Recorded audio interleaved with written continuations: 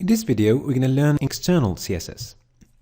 So we have covered inline and internal CSS, and this time we will see how to link the HTML document to an external file where it can extract all the decoration and styling.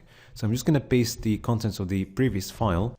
Okay, so the way it works is, rather than having a style element where we put all the decoration, we're going to store this code inside an external file. Okay, so let's create a folder called CSS, okay, and inside this folder create a new file called style.css. So it's a CSS file and the extension is .css.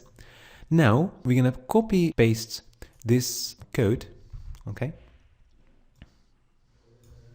all right, so and then we're going to put it in the style file, okay. Now we need to link this file to that file so that we can actually import the styling. The way to do that is by adding a link element inside the head element, okay. It's a self-closing tag and we're going to have a relationship of style sheets,